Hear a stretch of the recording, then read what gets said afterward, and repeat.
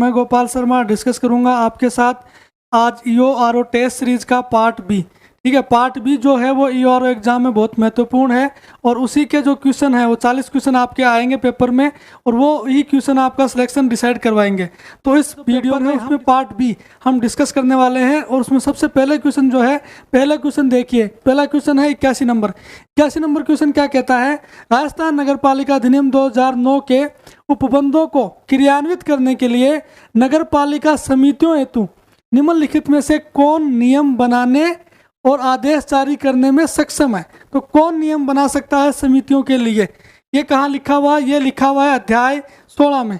किसमें लिखा हुआ, अध्याय 16 में लिखा हुआ है कि नियम कौन बनाएगा नगर पालिका समितियों के लिए। अगर आपने ध्यान से पढ़ा हो, अपने सिलेबस को देखा हो, तो वहाँ पर लिखा हुआ है नगर पालिका अधिनियम का समितियों के कार्य शक्तियाँ करते 2009। उनमें क्या दिए गए हैं, उपनियम दिए गए हैं। समितियों के बनाने की शक्ति किसके पास है वो देखिए। आप बताइए, ऑप्शन देखिए आप अपने, नगर पालिका समितियां तो ये नियम नहीं बनाती हैं। फिर सेकंड ऑप्शन देखिए, मुख्य नगर पालिका अधिकारी, ये भी नियम नहीं बनाते हैं। उसके बाद देखिए राज्य सरकार, तो राज्य सरकार समितियों के लिए नियम उपनियम बना सकती है और आदेश जारी कर सकती है। ये अपने को कहाँ से पता चलता है, ये पता चलता है धारा 337 से। धारा 337 में क्या लिखा हुआ है कि जो राज्य सरकार जो है वो नगर पालिका समितियों के लिए नियम और उपनियम बना सकती है, उनके खिलाफ आदेश जारी कर सकती है। ठीक है, तो ये क्वेश्चन आपको समझ में आ गया। अब नेक्स्ट क्वेश्चन देखिए, नेक्स्ट क्वेश्चन में लिखा हुआ है राजस्थान नगर पालिका समितियों की शक्तियां, कर्तव्य और कृत्य नियम 2009। ये अपने सिलेबस में अलग से जो 3 नियम दिए हुए हैं उनमें से एक नियम कौन सा है, राजस्थान नगर पालिका समितियों की शक्तियां, कर्तव्य और कृत्य नियम 2009। अब देखो, राजस्थान नगर पालिका अधिनियम 2009 की किस धारा, इसमें धारा पूछा है, के तहत राज्य सरकार द्वारा बनाए गए हैं। तो ये जो नियम है कौन सी धारा के अंतर्गत बनाए गए हैं। इससे जस्ट पहले वाले क्वेश्चन में हमने एक व्याख्या देखी थी कि समितियों के लिए, नगर पालिका समितियों के लिए नियम कौन बना सकता है, उसमें हमने पढ़ा था राज्य सरकार। तो अब ये पूछ रहा है कि राज्य सरकार कौन सी धारा के तहत बना सकती है। तो पहले हमने बात करी थी किसकी, धारा 337 की। तो धारा 337 के अधीन जो है राज्य सरकार समितियों के लिए नियम बना सकती है, उनके खिलाफ आदेश जारी कर सकती है। ठीक है, अब देखिए नेक्स्ट क्वेश्चन। नेक्स्ट क्वेश्चन में लिखा हुआ है नगर पालिका समितियों के गठन से संबंधित धारा कौन सी है। नगर पालिका समितियों के गठन से संबंधित धारा कौन सी है, यह आपको बताना है। इसमें देखिए ऑप्शन देखिए अपने क्या क्या दिए हुए हैं। राजस्थान नगर पालिका अधिनियम 2009 की धारा 54, धारा 55, धारा 56, धारा 57। तो इनमें से कौन सी धारा है जो नगर पालिका समितियों के गठन से संबंधित है, तो कौन सी धारा है। देखिए सबसे पहले हम धारा 54 की बात करते हैं। धारा 54 में आपको पता है कि धारा 54 में लिखा हुआ है वार्ड समिति का गठन। किसका लिखा हुआ है, वार्ड समिति का गठन लिखा हुआ है। आपको कंफ्यूज नहीं होना है, वार्ड समिति अलग है, नगर पालिका समितियां अलग है। तो वार्ड समिति का गठन कहाँ लिखा हुआ है, धारा 54 में लिखा हुआ है। धारा 54 में वार्ड समिति बनेगी कहाँ, वार्ड समिति वहाँ बनेगी जहाँ पर वार्ड की जो जनसंख्या है वो 3 लाख से अधिक है, वहाँ क्या बनाई जाएगी, वार्ड समिति बनाई जाएगी। वार्ड समिति में जो है 1 वार्ड हो सकता है, 2 वार्ड हो सकते हैं या 2 से अधिक वार्ड हो सकते हैं। वार्ड समिति में अब इस वार्ड समिति का अध्यक्ष कौन होगा, अध्यक्ष कौन होगा। तो वार्ड समिति में अगर कोई, जिस वार्ड में जो वार्ड शामिल है समिति के अंदर, उस वार्ड से कोई प्रतिनिधि चुन करके आया है तो वो उस वार्ड समिति का अध्यक्ष हो जाएगा। ठीक है, दूसरा अगर मान लो 2-3 वार्ड हैं और 3 वार्डों से 3 प्रतिनिधि चुन करके आ गए, तो अब अध्यक्ष कौन बनेगा, तो उसके लिए उन तीनों में से चुनाव करवा लिया जाएगा। सदस्य जो है समिति के सदस्य अपने में से उनको चुन लेंगे और उसको 1 साल के लिए चुनेंगे। अगले साल उसी माह में दोबारा दूसरे प्रतिनिधि का चुनाव किया जाएगा। ठीक है, तो धारा 54 किससे संबंधित है, वार्ड समिति के गठन से संबंधित है। ठीक है, उसके बाद देखिए धारा 55। तो धारा 55 में लिखा हुआ है समितियां। धारा 55 किससे संबंधित है, समितियों से। तो नगर पालिका की जो समितियां हैं, सबसे पहले तो समितियों का गठन कहाँ किया जाएगा, तो नगर पालिका की जो साधारण बैठकें होते हैं, सामान्य बैठकें होती हैं, वहाँ समितियों का गठन किया जाता है। और इस समितियों में देखो सबसे पहले आपने लिखा होगा कार्यपालक समिति, देखा होगा कार्यपालक समिति। कार्यपालक समिति में कौन कौन सदस्य होते हैं, तो नगर पालिका अध्यक्ष होता है, उपाध्यक्ष होता है, नेता प्रतिपक्ष होता है। इसके अलावा 5 सदस्य आप मनोनीत कर सकते हो अगर नगर पालिका बोर्ड की बात है तो, और अगर नगर निगम और नगर परिषद की बात है तो कम से कम 2 महिलाओं सहित आप 7 सदस्य इसमें मनोनीत कर सकते हो। ये क्या है? कार्यपालक समिति। कार्यपालक समिति का पदेन सचिव कौन होता है? पदेन सचिव होता है मुख्य नगर पालिका अधिकारी। तो ये इंपॉर्टेंट है, आप देख लेना। तो अपने क्वेश्चन में क्या पूछ रहा था कि नगर पालिका समितियों के गठन से संबंधित कौन सी धारा है? तो अपना आंसर क्या हो जाएगा? धारा 55। धारा 55 नगर पालिका समितियों के गठन से संबंधित है, और धारा 54 किससे संबंधित है? वार्ड समिति के गठन से। ठीक है, अब देखिए आगे धारा 56। धारा 56 में ये लिखा हुआ है कि जो व्यक्ति नगर पालिका का सदस्य नहीं है, क्या वो भी समिति का सदस्य बन सकता है क्या? तो वो हाँ बिल्कुल बन सकता है, लेकिन उसके लिए ये शर्त है कि सबसे पहले जो समिति के आधे जो सदस्य हैं वो लिखित में संकल्प पारित करेंगे कि हाँ इस व्यक्ति को ले लिया जाए, और दूसरा उनकी जो संख्या है वो कभी भी समिति के कुल सदस्यों की 1/3 से अधिक नहीं होनी चाहिए। तो ये किसमें लिखा है? धारा 56 में। फिर देखिए धारा 57 में। धारा 57 ये कहती है कि इस समिति का अध्यक्ष कौन होगा? समितियां हमने बना ली, अब इस समिति का अध्यक्ष कौन होगा? तो समिति का अध्यक्ष, अगर मान लो समिति के अंदर नगर पालिका अध्यक्ष शामिल है, नगर पालिका अध्यक्ष उस समिति का सदस्य है, तो वो क्या हो जाएगा? उस समिति का अध्यक्ष हो जाएगा, अपने आप ही पदेन अध्यक्ष हो जाएगा। दूसरा, मान लो अध्यक्ष नहीं है, उसके अंदर कौन है? उपाध्यक्ष है। उपाध्यक्ष उस समिति का सदस्य है, तो उपाध्यक्ष उस समिति का सदस्य है, तो वो क्या हो जाएगा? अध्यक्ष हो जाएगा। अब मान लो ये दोनों ही नहीं है, दोनों नहीं है तो क्या होगा? तो समिति के जो सदस्य हैं, समिति के सदस्य अपने आप में से एक व्यक्ति को क्या चुन लेंगे? अध्यक्ष चुन लेंगे। और मान लो अध्यक्ष जो है वो समिति में उपस्थित नहीं है, उस दिन उसको कोई काम हो गया, छुट्टी हो गई, घर पे है बेचारा, तब कौन बनेगा अध्यक्ष? तब उस दिन के लिए जो सदस्य हैं समिति के वो अपने में से किसको चुन लेंगे? एक व्यक्ति को अध्यक्ष चुन लेंगे। फिर जब कार्रवाई पूरी हो जाएगी तो दूसरे दिन उसको हटा देंगे। ठीक है, तो ये क्वेश्चन समझ में आ गया। क्वेश्चन किससे संबंधित था? नगर पालिका समितियों के गठन से संबंधित कौन सी धारा है? तो हमने देख ली कौन सी धारा है? धारा 55। ठीक है, अब बढ़ते हैं आगे। आगे लिखा हुआ है, नेक्स्ट क्वेश्चन देखिए 84 क्वेश्चन है, राजस्थान नगर पालिका समितियों का गठन निम्नलिखित में से कौन करने में सक्षम है? राजस्थान नगर पालिका समितियों का गठन निम्नलिखित में से कौन करने में सक्षम है? तो अभी अभी हमने समितियों के बारे में पढ़ा था। नगर पालिका समितियों का गठन कहाँ होता है? नगर पालिका की साधारण बैठकों में। अब ये इस क्वेश्चन में पूछ रहे हैं कि नगर पालिका समितियों का गठन निम्नलिखित में से करने में कौन सक्षम है? तो सबसे पहले देखिए ऑप्शन ए में लिखा हुआ है नगर पालिका, दूसरे में लिखा हुआ है नगर पालिका, ये पालिका है, गठन के 90 दिन पश्चात राज्य सरकार। ठीक है, फिर अगला ऑप्शन है उपयुक्त दोनों या फिर विधानसभा। तो चारों ऑप्शन में से कौन सा होगा?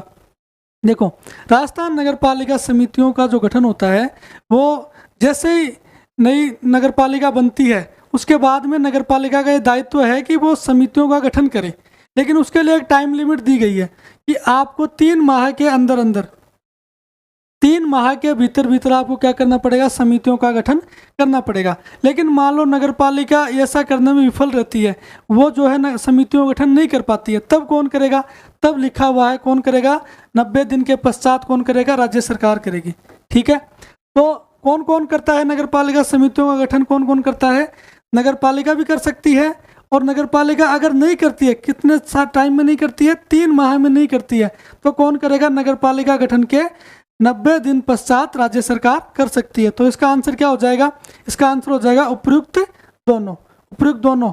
ठीक है, समझ में आ गया। अब आगे देखिए, नेक्स्ट क्वेश्चन है 85 में लिखा हुआ है नगर पालिका समितियां गठित की जाएंगी। तो इसका आंसर देखिए, नगर पालिका समितियां कहाँ गठित की जाएंगी? अभी अभी हम जो है पिछले 3-4 क्वेश्चन में यही देख रहे हैं कि नगर पालिका से संबंधित, नगर पालिका समितियों से संबंधित ही क्वेश्चन देख रहे हैं। तो इसका आंसर देखिए, पहला ऑप्शन क्या लिखा हुआ है? नगर पालिका की सामान्य या साधारण बैठक में। ठीक है, दूसरा ऑप्शन है नगर पालिका अध्यक्ष द्वारा किसी भी बैठक में, कार्यकारी समिति की बैठक में, या संभागीय आयुक्त द्वारा किसी भी बैठक में। तो इसका आंसर आप बताइए, इसमें क्या आंसर होगा? अभी अभी हमने 3 से 4 क्वेश्चन में देखा है नगर पालिका समितियों के बारे में। तो इसमें देखो, नगर पालिका की सामान्य या साधारण बैठक में क्या होता है? नगर पालिका समितियों का गठन होता है। नगर पालिका अध्यक्ष द्वारा किसी भी बैठक में ऐसे नहीं हो सकता, ये बहुमत के द्वारा निर्णय लिया जाता है, उसके बाद समितियों का गठन किया जाता है, और समिति में कौन कौन शामिल होगा, अकेला अध्यक्ष जो है वो डिसाइड नहीं कर सकता। उसके बाद कार्यकारी समिति, ये तो खुद एक समिति है, ठीक है, इसको छोड़ो। संभागीय आयुक्त का कोई लेना देना नहीं है। तो आपका आंसर क्या हो जाएगा, नगरपालिका की सामान्य या साधारण बैठक में नगरपालिका समितियां हैं वो गठित की जाती हैं, ठीक है। अब नेक्स्ट क्वेश्चन देखिए। नेक्स्ट क्वेश्चन में लिखा हुआ है राजस्थान नगरपालिका अधिनियम कब लागू हुआ। तो अगर आप ईओआरओ एग्जाम की तैयारी मन लगा करके कर रहे हैं, अगर आपने सिलेबस भी देखा है, तो फिर ये इससे इजी क्वेश्चन जो है आपके लिए नहीं हो सकता, ठीक है, क्योंकि लिखा हुआ है राजस्थान नगरपालिका अधिनियम 2009 और ये पूछ रहे हैं कि राजस्थान नगरपालिका अधिनियम जो है वो कब लागू हुआ। तो कब लागू हुआ, 2009 में, ठीक है। ये तो हो गई साधारण बात। इसके अलावा आप 2 डेट जो है वो याद कर लीजिए। पहली डेट तो है 11 सितंबर 2009। 11 सितंबर 2009 को राज्यपाल ने क्या किया था, इसके ऊपर साइन किए थे 11 सितंबर 2009 को। देखो एक अधिनियम कैसे बनता है, देखो जैसे क्या होता है, विधानमंडल होता है, विधानमंडल में क्या क्या शामिल होता है, विधानसभा, विधानसभा, उसके बाद में अगर कहीं पर हो द्विसदन हो तो विधान परिषद, विधान परिषद होती है। उसके बाद में क्या आता है, राज्यपाल। तो कोई भी नियम बनता है, ठीक है, तो पहले विधानसभा में उस पर चर्चा होती है विस्तार से, उसके बाद में विधान परिषद में जाता है, विधान परिषद के बाद में राज्यपाल के साइन होते हैं, और जैसे राज्यपाल के साइन होते हैं वो क्या हो जाता है, अधिनियम बन जाता है। उसके बाद में इसको राजपत्र में प्रकाशित किया जाता है। तो जिस दिन राजपत्र में प्रकाशित किया जाता है उसी दिन से इसको लागू मान लिया जाता है, या फिर राजपत्र में इसकी जो है डेट लिखी जाती है कि इस दिन से ये जो है लागू होगा। तो अपना लागू कब हुआ था अधिनियम, ये हुआ था 15 सितंबर 2009 को, ठीक है, ये आप ध्यान रख लेना। अधिनियम बना कब था, 11 सितंबर 2009 को, लागू कब हुआ था, 15 सितंबर 2009 को, ठीक है। अब देखिए नेक्स्ट क्वेश्चन। नेक्स्ट क्वेश्चन में लिखा हुआ है राजस्थान नगरपालिका अधिनियम 2009 किसकी अनुमति से लागू किया गया था। तो अभी मैंने जस्ट पहले वाला जो आपको क्वेश्चन समझाया है उसकी व्याख्या में मैंने आपको बताया कि अधिनियम कैसे बनता है, ठीक है। तो अभी ये पूछ रहा है कि राजस्थान नगरपालिका अधिनियम 2009 किसकी अनुमति से। तो देखिए सीधी सी बात है, राज्यपाल की अनुमति से बनाया गया होगा, क्योंकि लास्ट में साइन किसके होते हैं, राज्यपाल के। तो ये समझ में आ गया। अब आगे नेक्स्ट क्वेश्चन देखिए आप। नेक्स्ट क्वेश्चन में लिखा हुआ है राजस्थान नगरपालिका अधिनियम 2009 में जीव चिकित्सा अपशिष्ट में सम्मिलित है। तो जीव चिकित्सा अपशिष्ट जो है वो अपने अधिनियम में कहाँ दिया हुआ है, देखो अधिनियम 1 जो अपना अधिनियम है उसमें अध्याय है 1, अध्याय 1 में 2 धाराएं दी हुई है, धारा 1 और धारा 2। धारा 1 में तो ये बताया गया है कि इस अधिनियम का संक्षिप्त नाम क्या होगा, इसका प्रारंभ कहाँ लागू होगा, छावनी क्षेत्रों को छोड़कर सब जगह लागू होगा, इसका प्रारंभ कब होता है, ठीक है, ये किस में बताया गया, धारा 1 में बताई गई है।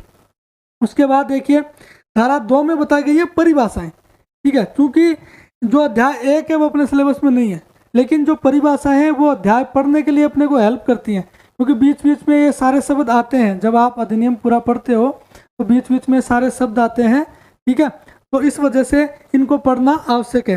इसलिए अध्याय 2 में जो दी गई है परिभाषाएं, उसमें एक शब्द दिया हुआ है जीव चिकित्सा अपशिष्ट। जीव चिकित्सा अपशिष्ट में क्या क्या सम्मिलित है, देखो जीव चिकित्सा अपशिष्ट में जैसे आपने हॉस्पिटल में अस्पताल में देखा होगा, जब उपचार के दौरान कोई अंग कट जाता है या फिर जो अपशिष्ट अंग होते हैं उनको फेंकते हैं, तो जैसे सुइयाँ आपके लिए यूज कर ली गई है तो उसके बाद उसको फेंकेंगे तो क्या हो गए, तिक्सांगड़ अपशिष्ट हो गए। उसके बाद फेंकी गई औषधि दवाई जो एक्सपायरी डेट हो गई है, उसके बाद ठोस अपशिष्ट है एवं द्रव अपशिष्ट है, फिर भस्मन राख है जलाया गया है, और रासायनिक अपशिष्ट है। ये सारे किस में सम्मिलित होते हैं, जीव चिकित्सा अपशिष्ट में सम्मिलित होते हैं। तो इसका आंसर क्या हो जाएगा, उपयुक्त सभी। तो इसमें क्या हो जाएगा 88 जो क्वेश्चन है उसका आंसर क्या होगा, डी। अब आगे देखिए नेक्स्ट क्वेश्चन में आपने दिया हुआ है नगर निगम जोधपुर का विघटन कर कितने नए नगर निगम बनाए गए हैं। तो आप बताइए 89, क्वेश्चन नंबर है 89। क्वेश्चन है नगर निगम जोधपुर का विघटन कर कितने नगर निगम बनाए गए हैं। पहला ऑप्शन है 1, 2, 3 या 4। तो इसमें देखो जोधपुर जो नगर निगम जोधपुर है ये 1884 में इसको बनाया गया था नगर पालिका। क्या बनाया गया था, नगर पालिका बनाया गया था। उसके बाद में क्या हुआ, 17 दिसंबर 1992 को, 17 दिसंबर 1992 को इसको बना दिया गया नगर निगम। 17 दिसंबर 1992 ये बन गया नगर निगम, बना दिया गया। उसके बाद में क्या हुआ, उसके बाद में 2009 का जब नियम आया, नगर पालिका अधिनियम 2009 आया, तब इसको क्या बना दिया गया, इसके दो पार्ट कर दिए गए। दो पार्ट, एक तो जोधपुर उत्तर कर दिया गया और दूसरा जोधपुर दक्षिण कर दिया गया। दोनों में 80-80 वार्ड हैं, इसमें भी 80 वार्ड हैं और इसमें भी 80 वार्ड हैं। तो जोधपुर समझ में आ गया। अब देखिए जो क्वेश्चन क्या था अपना, नगर निगम जोधपुर का विघटन कर कितने नए नगर निगम बनाए गए हैं। तो आपका आंसर क्या हो जाएगा, 2 नगर निगम बनाए गए। कितने बनाए गए हैं, 2 नगर निगम बनाए गए हैं। और इसकी हिस्ट्री आपने देख ली, 1884 में नगर पालिका बना था, उसके बाद 17 दिसंबर 1992 को नगर निगम बना, उसके बाद 2009 में इसको 2 भागों में बांट दिया गया, उत्तर और दक्षिण में, और दोनों में कितने कितने वार्ड हैं, 80-80 वार्ड हैं। तो यहाँ तक आपको समझ में आ गया। अब आगे देखिए, नेक्स्ट क्वेश्चन है 90। नेक्स्ट क्वेश्चन जो है उसमें दिया हुआ है वर्तमान में राजस्थान राज्य में कुल कितने नगर निगम हैं। तो राजस्थान में वर्तमान में कुल कितने नगर निगम हैं। ऑप्शन देखिए, आपके ऑप्शन है 5, 7, 10, 12। कितने हैं, तो अपने राजस्थान में नगर निगम कितने हैं, नगर निगम है 10। राजस्थान में कितने नगर निगम है, 10 नगर निगम है। और ये कितने शहरों में है, ये चूंकि है 7 शहरों में, लेकिन है कितने, 10 नगर निगम है। 10 नगर निगम कौन कौन से हैं वो देखिए आप। जैसे ये राजस्थान का मैप है, ठीक है, ये ऐसे मैप देख लीजिए आप। उसके बाद में कौन कौन से 7 शहर कौन कौन से हैं। तो पहले पश्चिमी राजस्थान की बात करें तो जोधपुर, उसके बाद में इधर बीकानेर, बीकानेर के बाद में इधर बात करें अपन जयपुर,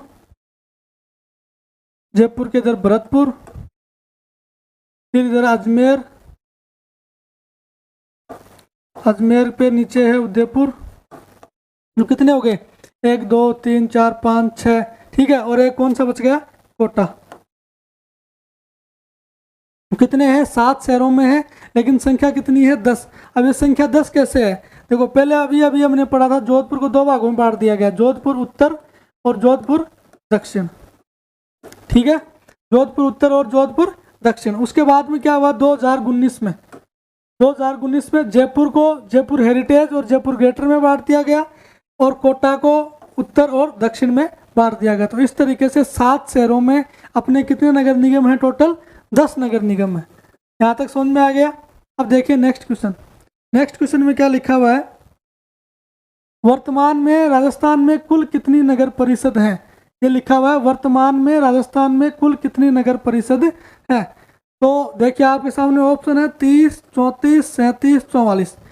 तो इसमें आप कर लीजिए 36 कर लीजिए, क्योंकि वर्तमान जो समय है उसमें नगर परिषद कितनी है, 36 है। हालांकि बजट में घोषणा की गई है लेकिन अभी वो बनी नहीं है, ठीक है, 2 घोषणा करी गई है, लेकिन वर्तमान में जो गवर्नमेंट की जो ऑफिशियल साइट है वहाँ पर कितनी लिखी हुई है, 36 लिखी हुई है। तो एक बार आप 36 कर लीजिए, जब आपको बजट पढ़ाएंगे तो बजट में और विस्तार से डिस्कशन कर लेंगे, ठीक है।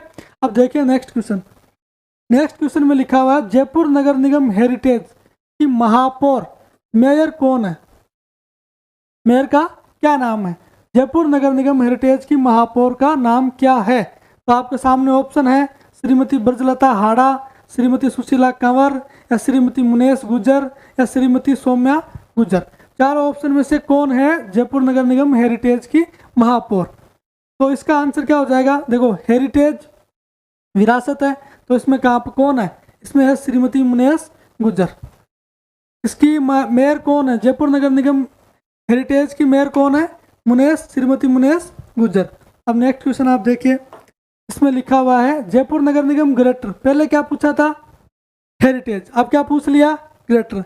तो हेरिटेज की कौन है, श्रीमती मुनेश गुजर, और ग्रेटर की कौन है, ग्रेटर की कौन है, काफ़ी न्यूज में भी रहे हैं, चर्चा में रहते हैं, श्रीमती सौम्या गुजर, ठीक है। तो अगर आपको याद करना हो तो आप इसको ऐसे याद कर सकते हो कि ग्रेट, नगर निगम ग्रेट, तो ये सौम्या गुजर जी क्या है, ये ग्रेट है, ठीक है। तो सौम्या गुजर क्या है, ग्रेट है, तो नगर निगम ग्रेटर की कौन है, सौम्या गुजर। और वैसे याद करो तो जयपुर नगर निगम हेरिटेज की कौन है, तो वो कौन हो जाएगी, मुनेश गुजर, ठीक है। अब आगे नेक्स्ट क्वेश्चन देखिए। नेक्स्ट क्वेश्चन में लिखा हुआ है अजमेर नगर निगम की महापौर मेयर कौन है? तो बताओ अजमेर नगर निगम की महापौर मेयर कौन है? आपके सामने ऑप्शन है श्रीमती मुनेश गुज्जर, श्रीमती कुंती परिहार, श्रीमती सौम्या गुज्जर, श्रीमती ब्रिजलता हाड़ा। कौन है अजमेर नगर निगम की मेयर कौन है? ठीक है, तो आप इसको क्वेश्चन को अगर आप ध्यान से पढ़ो तो देखो श्रीमती मुनेश गुज्जर तो हो नहीं सकती क्योंकि ये जयपुर नगर निगम हेरिटेज के मेयर हैं। उसके बाद में कुंती परिहारा आपने पढ़ा नहीं है अभी, चलो ठीक है। सौम्या गुज्जर आपने पढ़ लिया। सौम्या गुज्जर कहाँ से हैं? नगर निगम ग्रेटर, जयपुर नगर निगम ग्रेटर से हैं। तो ये भी 2 ऑप्शन तो कट गए, तो अब इन दोनों में से आपको दिमाग लगाना है। तो इसमें क्या आंसर आ जाएगा? श्रीमती ब्रिजलता हाड़ा। तो अजमेर नगर निगम की मेयर कौन है? श्रीमती ब्रिजलता हाड़ा। उसके बाद देखिए क्वेश्चन है निम्नलिखित में से सत्य कथन को चुनिए। निम्नलिखित में से सत्य कथन कौन सा है? देखो इससे पहले हमने पढ़ा था मेयर, तो मेयर मैंने कितने कहाँ तक बता दिए? जयपुर नगर निगम हेरिटेज के बता दिए, जयपुर नगर निगम ग्रेटर के बता दिए। उसके बाद मैंने कौन सा बता दिया? अजमेर नगर निगम का बता दिया। अब जो बाकी बच्चे हैं वो और देख लीजिए आप एक बार, वो कौन कौन से बच गए। जैसे कौन कौन से बच गए? एक तो बच गया इसका जोधपुर का बच गया। तो जोधपुर में क्या है? 2 है। जोधपुर को 2 भागों में बांटा गया है, उत्तर और दक्षिण में बांटा गया है। जोधपुर को कितने भागों में बांटा गया है? 2 भागों में बांटा गया है, उत्तर और दक्षिण में बांटा गया है। तो उत्तर में तो कौन है? जोधपुर उत्तर की मेयर कौन है? कुंती देवड़ा परिहार, यह आप नोट कर लीजिए। और उसके बाद में दक्षिण, जोधपुर दक्षिण की मेयर कौन है? जोधपुर दक्षिण की मेयर कौन है? तो यह है विनीता सेठ।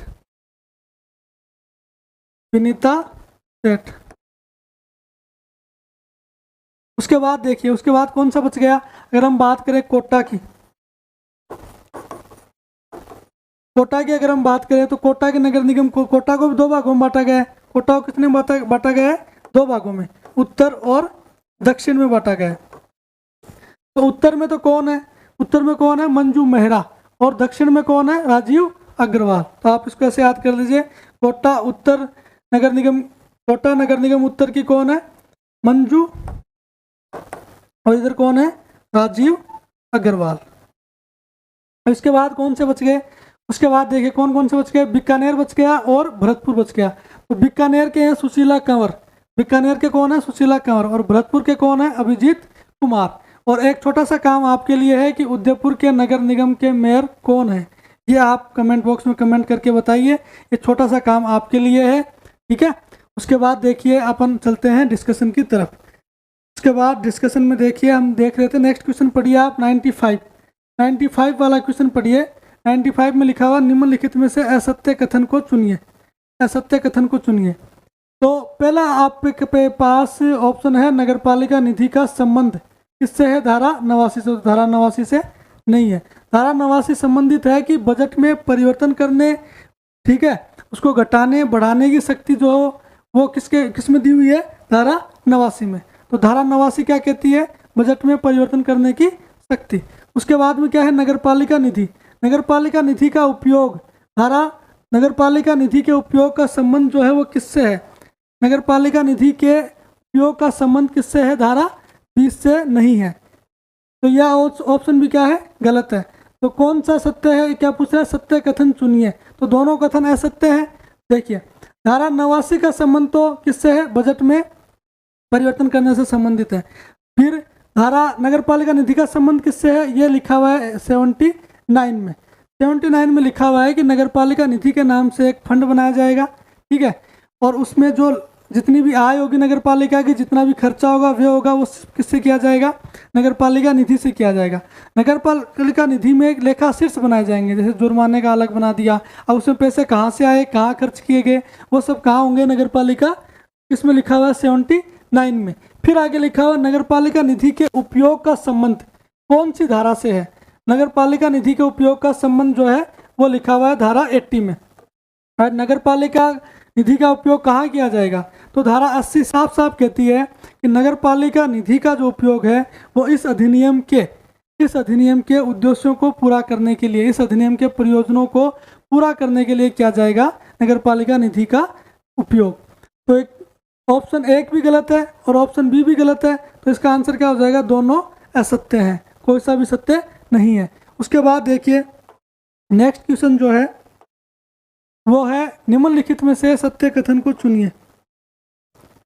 नेक्स्ट क्वेश्चन है इंदिरा रसोई योजना एक रसोई योजना, ठीक है, अगस्त 2020 में शुरू की गई। तो एक डेट और लिख लो आप, 20 अगस्त 2020 को शुरू की गई थी। इस रसोई का उद्देश्य विश्व खाद्य दिवस 2020 की थीम को उद्देश्यों को पूरा करना है। ये थीम कौन सी है?